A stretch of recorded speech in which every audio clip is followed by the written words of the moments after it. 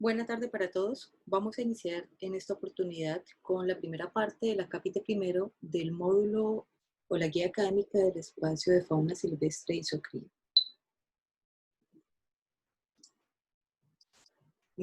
Permítanme recordarles que previa al abordaje de este capítulo, en el módulo aparece la recomendación de 3 lecturas que son importantes para garantizar un mayor y más profundo entendimiento de los conceptos que vamos a desarrollar a continuación. Para iniciar, vale la pena resaltar que los reinos en los que se dividen los seres vivientes determinan la gran variedad de formas de vida que pueden habitar las biogeocenosis. En términos generales, hace parte del desarrollo profesional de los biólogos, entonces, un reconocimiento profundo de la taxonomía de cada uno de los individuos, pero desde el ejercicio práctico de la medicina veterinaria resulta necesario también poder identificar algunas de estas particularidades. Básicamente, sobre todo para el manejo de fauna silvestre, resulta importante entender los conceptos de familia, especie y género. La familia entonces es un conjunto de especies que comparten algunos rasgos genotípicos y algunos rasgos también morfológicos. Dentro del concepto de especie, que es de los más frecuentemente utilizados, se incluyen los especímenes que comparten características fenotípicas y genotípicas, son capaces de reproducirse entre sí y son capaces además de producir crías viables.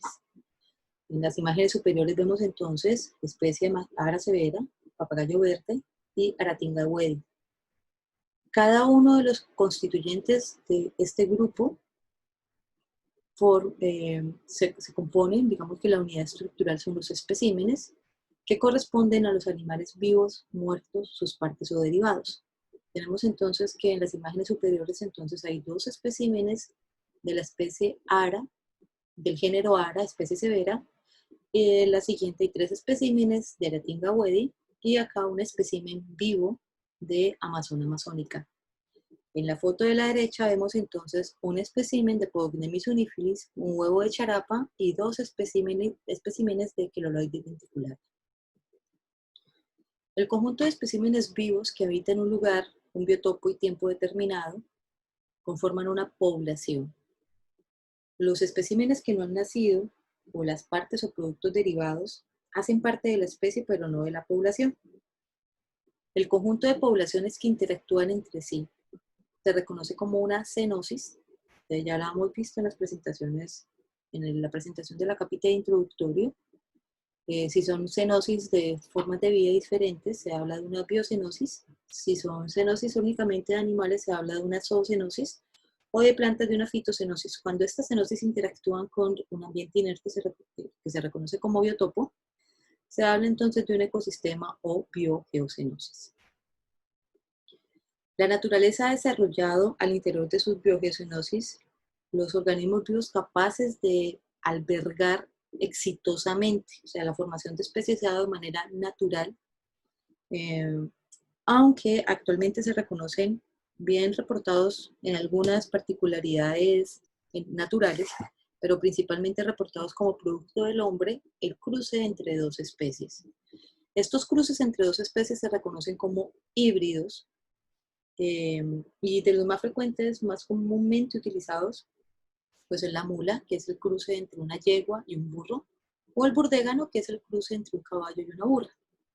Estos híbridos son, mm, casi siempre por efecto de barreras presigóticas que vamos a ver más adelante, son infértiles, en razón a que las características genéticas determinan que van a tener un número impar de cromosomas que va a limitar su capacidad para producir, para replicarse durante la meiosis, y esto pues va a hacer que no logre, que no se conciba el producto de la fecundación. En algunos casos en los que las barreras presigóticas no son efectivas y porque en la naturaleza no hay nada escrito como fórmula matemática, en los que se logra fecundar naturalmente a un espécimen o fertilizar un espécimen que no sea la implantación de un embrión, porque estos especímenes pueden implantar y desarrollar un embrión, pero ellos mismos no producen la fecundación de sus óvulos.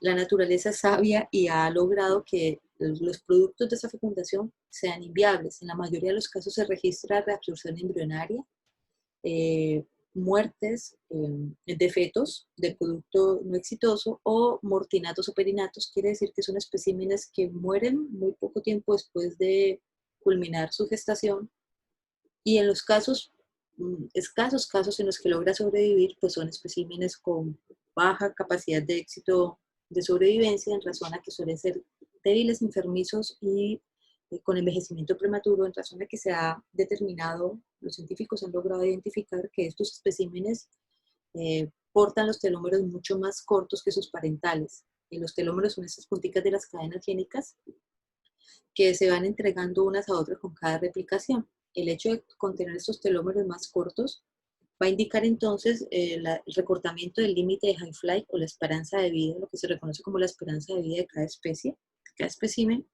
Y esto va a hacer pues que envejezcan mucho más rápidamente, porque no puede darse un intercambio celular, un cambio celular efectivo. Algunos otros especímenes híbridos creados por el hombre muy populares son el cebroide, que es el cruce entre una cebra y un caballo burro; el tigón, que es el cruce entre un león hembra y un tigre macho; y el ligre, que es quizás el más conocido, que es el cruce entre un león macho y una hembra de tigre. Este ligre, posee estas dos especies, es actualmente el híbrido, el espécimen más grande entre los felinos, llegando a pesar aproximadamente 400 kilogramos, lo cual resulta complejo dadas sus características tróficas alimentarias, es decir, son animales carnívoros. Por tanto, para satisfacer sus requerimientos nutricionales, pues van a necesitar una alta oferta alimenticia. Pero la cuestión no es solamente producir especímenes nuevos, porque el hombre lo logra, sino la cuestión es que cada uno, si la naturaleza ha creado de manera, desde sus propias características ecosistémicas, las especies que son capaces de albergar, cuando el hombre interfiere, bien porque lleva a los ecosistemas nuevas especies o porque produce nuevos cruces, nuevos híbridos como este, pues siempre se van a desencadenar, indistinto es el caso, consecuencias que son incalculables y que van a funcionar como efecto dominó. En razón a que para estos casos particulares existen leyes como la de exclusión competitiva de Gauss, que determina que cuando dos especies dentro de una misma biogeocenosis desarrollan el mismo nicho, o sea, la misma función, especialmente hablando de nicho trófico, recuerden que pues la alimentación es la base para de la sobrevivencia, va a pasar una de tres cosas. Una de las dos especies va a tener que mutar, y esto supone alterar su nicho para entrar en competencia con la especie que estaría reemplazando. Una de las dos especies tiene que extinguirse, o una de las dos especies tiene que migrar hacia otro ecosistema. Migrar hacia otro ecosistema es entonces también entrar en competencia con ese equilibrio dinámico que se ha dado en este otro ecosistema. Cualquiera de los tres pues, va a desencadenar consecuencias que pueden ser nefastas en términos de equilibrio de los ecosistemas, porque, por ejemplo, en el caso del ligre, estará compitiendo con nicho trófico tanto con el león como con el tigre. Esto resulta complejo desde estos referentes. Otro de los términos muy frecuentemente utilizados, ya vimos entonces el término de especie, que es de los más usados, y de espécimen en la normatividad colombiana y para el manejo clínico de estos animales, es el de endémico o exótico, autóctono o alóctono. Endémico hace alusión, el endemismo hace alusión al origen propio del lugar en el que estoy hablando.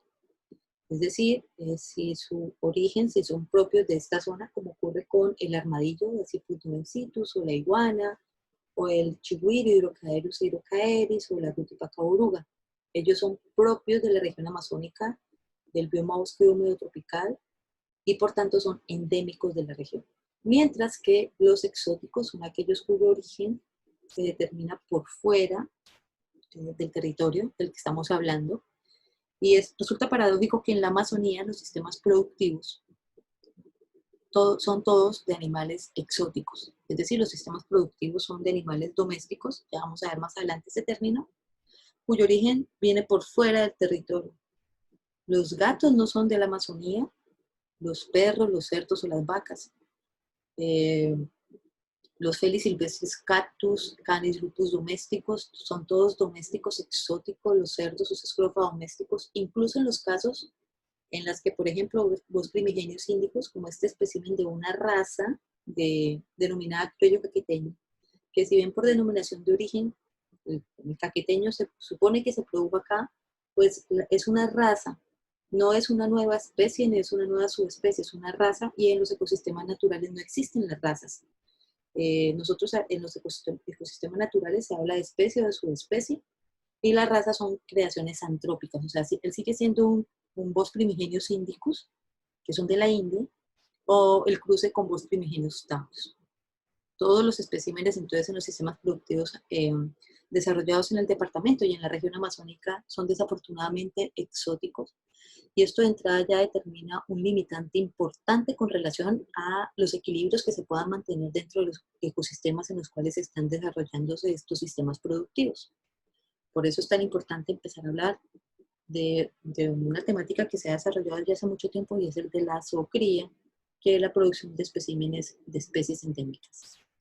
Para el caso de este avestruz, lo exótico no solamente indica si es doméstico o silvestre.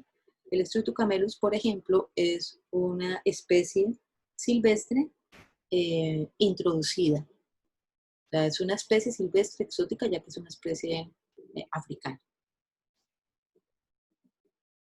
Resulta importante, ratificando lo anteriormente descrito, para las consecuencias desde la exclusión competitiva o desde la ley de Gauss, que en los ecosistemas se mantienen equilibrios dinámicos en razón particularmente a cuatro preceptos fundamentales que se conocen como las leyes de la ecología. Sus dos autores, el más reconocido Barry Commoner, establecieron estas leyes como unos derroteros generales de la forma en que se relacionan los ecosistemas, la forma en que interactúan las biocenosis dentro de las biogeocenosis. La primera ley determina que todo está relacionado con todo lo demás, por eso les indicaba que cualquier alteración, Rachel Carson escribió un libro que se llama La primavera silenciosa, indicaba que no hay manera de mover la hoja de un árbol sin que se estremezca una estrella. Todo se articula de manera efectiva con todos los demás constituyentes dentro de un ecosistema, o sea, son sistemas de engranaje complejos. Flujo energético aquí se da de manera compleja, interactiva y dinámica porque además se van adaptando a las nuevas condiciones.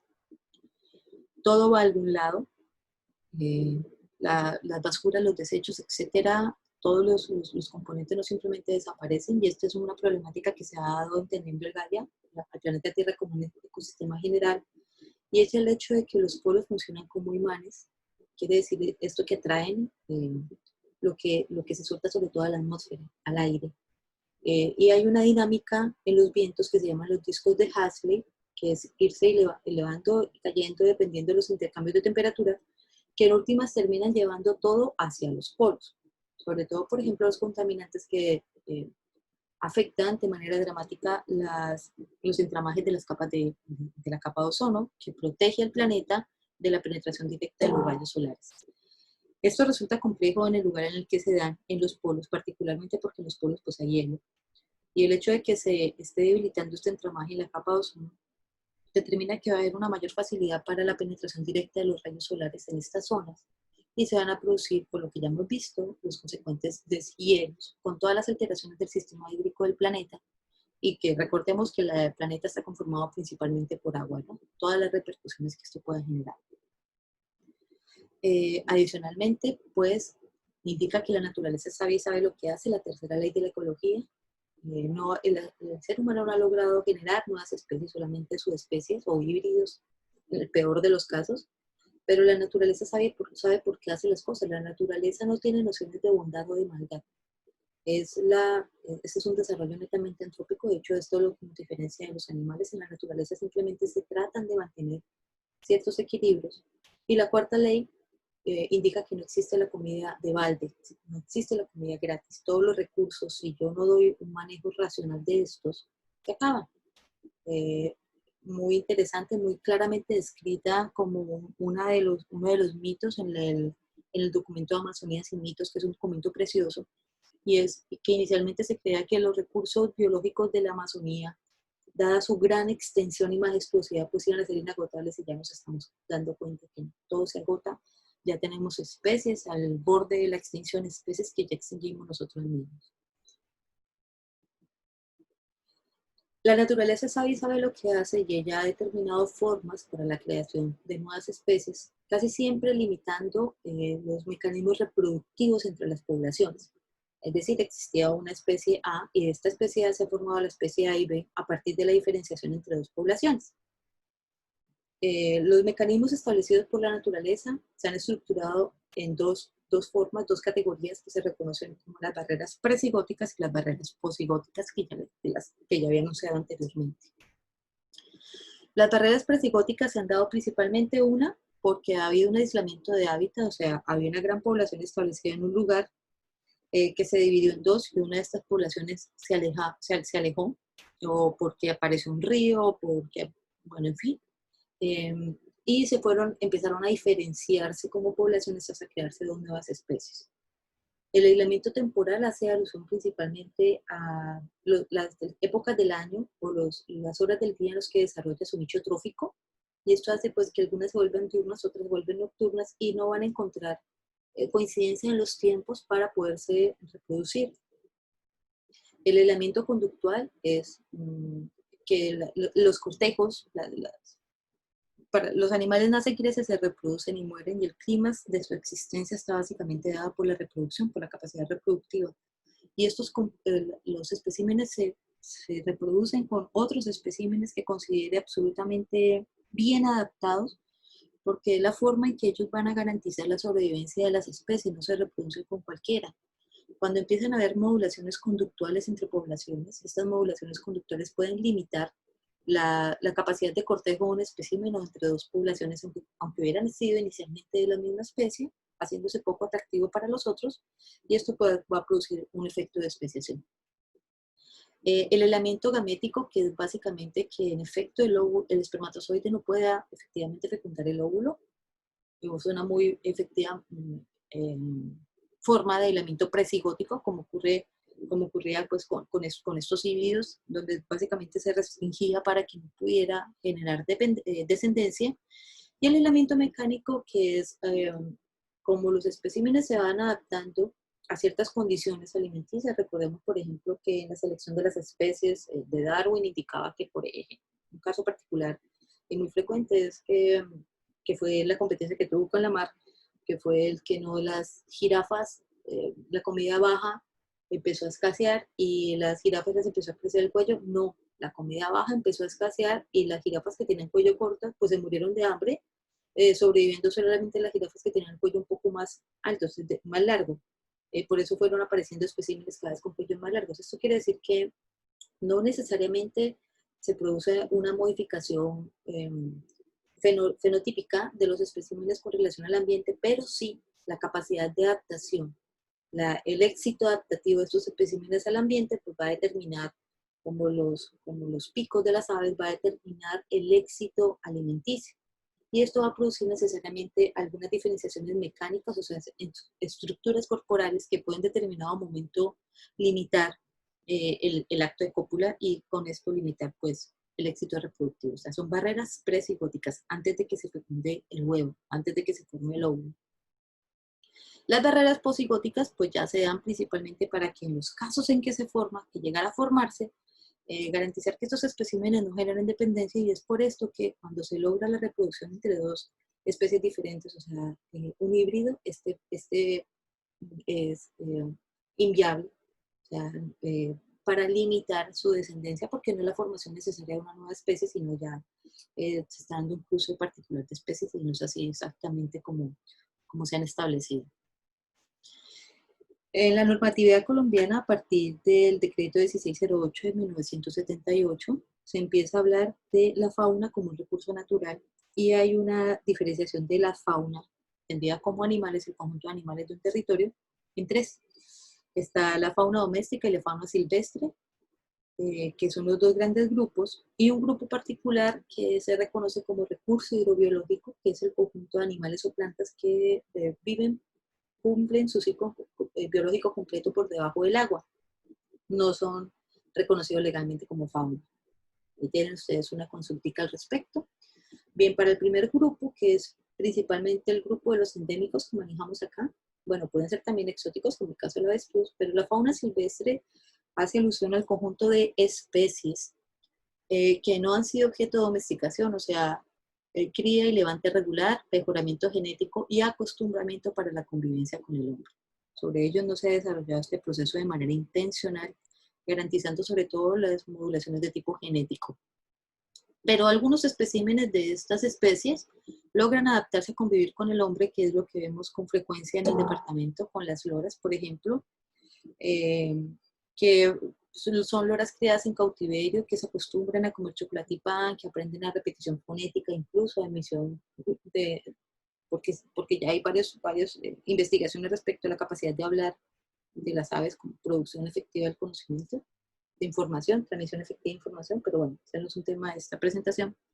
Estos especímenes se reconocen como especímenes amansados, o sea, esa lora fue amansada, pero esa lora nunca va a ser doméstica porque se domestica la especie.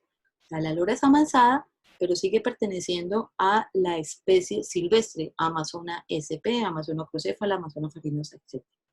El otro gran conjunto es entonces el de los domésticos, que es ese conjunto de especies que el hombre intencionalmente ha sometido a cría y levante regular, mejoramiento genético y acostumbramiento para la convivencia con él. Son muy pocos, algunos tratadistas hablan de 16 especies, otros hablan de 17. Indistinto del número exacto, son bastante pocos en comparación con la diversidad de especies que encontramos en los ecosistemas naturales. De estos también hay un subgrupo que es el que se reconoce como fauna feral, que es el conjunto de especímenes de especies domésticas que se han desacostumbrado a vivir con el hombre. Se ve con mucha frecuencia, por ejemplo, en Florencia tenemos tropas de gatos ferales, tropas de gatos salvajes. No son tigrillos. Si fuera un leopardo sería una especie silvestre. Son gatos, felis silvestris catus, o sea, la especie fue domesticada, pero estos especímenes ya no dependen del hombre para su sobrevivencia y ya empiezan a verlo como un depredador natural. Esos especímenes son ferales. Siguen haciendo parte de la fauna doméstica. Tenemos entonces que el paso de doméstico de una especie, se domestican las especies, recuerden bien, no los especímenes pueden amansarse o feralizarse o rehabilitarse para devolverlos a su estado natural, a su telos natural. El paso de la especie de doméstica a silvestre pues se llama domesticación y de silvestre a doméstica se llama silvestramiento. De doméstica silvestre requiere una intencionalidad efectiva y continua en este manejo, en este acostumbramiento, en esta modificación genética, en este cría y levante regular. Y algunos tratadistas hablan de poder empezar a hablar de domésticos en la camada 30, en la F30, de continuas, ¿no? De manejo intencional. Y de el asilvestramiento, que es la involución del proceso, pues va a demorar el doble del tiempo y es mucho más complejo porque es desacostumbrar. Y sería complejo el acostumbramiento en este antropoceno de ecosistemas que puedan estar libres de la presencia humana. Sin embargo, tardaría el doble de tiempo. Asimismo, los procesos que se dan al interior de los grupos, que van a derivar o en especímenes ferales o en especímenes amansados, pueden ser involucionados también, o sea, puede ser devuelto a sus condiciones naturales. El amansamiento de un animal se reconoce pues como amansamiento o antropomorfización, y devolverlo a silvestre silvestrado se reconoce como rehabilitación. Igual, la feralización de un animal, pues es la feralización, y devolverlo a la domesticación, pues ya es amansamiento. Son procesos, sobre todo para los casos es mucho más sencillo tratar de amansar un animal feralizado, porque es acostumbrarlo nuevamente a reconocer al hombre, igual él ya tiene una modulación genética y conductual de la que se ha apropiado, ¿no? Entonces es volver a condicionarlo para la convivencia con el hombre, pero es muy complejo cuando se está hablando de especímenes amansados que quieran ser rehabilitados. Los procesos de rehabilitación son complejos, requieren personal altamente especializado, centros de manejo altamente especializado, son prolongados, son costosos además. En Colombia tenemos el limitante de recursos para todo lo que no tenga que ver con fútbol. Hay un limitante importante de recursos y este es un caso particular. donde si son carentes los centros, la presencia de centros estatales para el manejo de la fauna silvestre decomisada, si no hay recursos siquiera para su alimentación y por eso es que no se establecen efectivamente los lineamientos normativos claramente establecidos, pues mucho más escasos son los centros de rehabilitación de especímenes en atención a que, por ejemplo, para las especies más frecuentemente sujetas a estos procesos, como lo son las loras, la rehabilitación puede tardar entre 5 y 7 años de un espécimen de Citasiforme, de Amazon SP, entre 5 y 7 años y costar entre 30 y 50 millones de pesos. Entendiendo además que el éxito de esto es que puedan volver a introducirse dentro de un ecosistema natural, o sea, que pueda darse una reubicación en ambiente natural, una liberación dura, pero va a ser parte de la biogeocenosis y en la naturaleza, pues todos son presas o depredadores en algún momento. O sea, este espécimen puede a la semana ser cazado por un depredador natural o puede enfermar o puede simplemente no tener éxito reproductivo porque para estas especies, por sus características de monógamas, es difícil que logren, siendo adultas, ser introducidas en una nueva población y que pues puedan encontrar una pareja. Esto va a restringir muchísimo, digamos que la esperanza reproductiva de estos especímenes. Entonces tenemos silvestre, como conjunto de especies, avanzado como conjunto de especímenes de especies silvestres que se olvidaron que el hombre es una fuente alimenticia,